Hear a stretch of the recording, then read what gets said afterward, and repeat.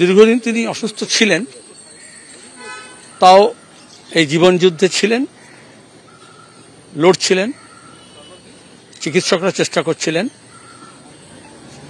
আজকে সকালে হঠাৎই তার এই সময় অসুস্থতা জীবনে যেরকম স্বাভাবিক যা ছিল রুটিন, সে মতোই সকালে হঠাৎ করে অসুস্থ হন। চিকিৎসকরা আসেন, চিকিৎসকরা চেষ্টা করেন, কিন্তু শেষ রক্ষা করতে পারেননি। তার প্রয়াত হওয়ার খবরটা সবার কাছে খুবই শোকাবহ এবং দুঃখজনক। এখন তার অনেক গুণগ্রাহী মানুষ আছেন, আমাদের সমর্থক কর্মী দরদি আছেন, রাজ্যবাসী এবং রাজ্যের বাইরে অনেকে আছেন, তারা যাতে শেষ শ্রদ্ধা জানাতে পারেন জন্য আজকে আমরা তার দেহর সংরক্ষণ করব। বৌদির সঙ্গে কথা হলো, তার পরিবারের সঙ্গে কথা হলো, আমাদের পার্টির সিদ্ধান্ত আজকে আমরা এখানে কিছুক্ষণ থাকবেন। এখনো যারা আশেপাশে প্রতিবেশী, তার ব্যক্তিগত পরিচিত আর যারা অন্যরা কলকাতা শহরের মধ্যে আছেন, যারা আসতে চান, তারা এখানে তারা শেষ শ্রদ্ধা জানাবেন।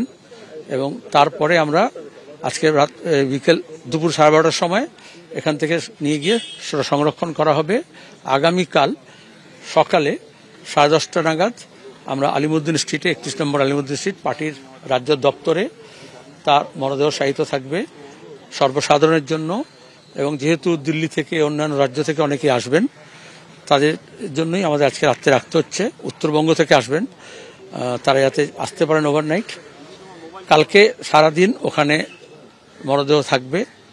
তার যে দপ্তর থেকে তিনি কাজ করেছেন অসুস্থ হওয়া আগে পর্যন্ত, দিন পর্যন্ত, তারপরে কতগুলো প্যারাফেরনালিয়া আছে সেগুলো আমরা ওয়ার্কআউট করছি। কালকে বিকেলে 4টে নাগাদ শেষ যাত্রা হবে প্রয়াত কমরেড বুদ্ধ ভট্টাচার্যের মরদেহ নিয়ে। ওনার দেহ দান করা ছিল, আমরা যোগাযোগ করছি।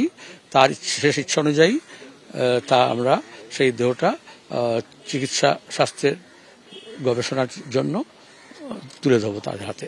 শেষ যাত্রা বললাম কালকে বিকেল 4টার সময় আলিমুদ্দিন স্ট্রিট থেকে।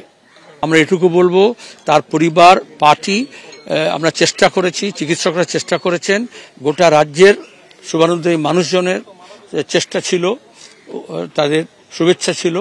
তিনি এতদিন জীবনযুদ্ধে ছিলেন, কিন্তু শেষ পর্যন্ত শেষ রক্ষা করা যায়নি, এটুকু বলতে পারি।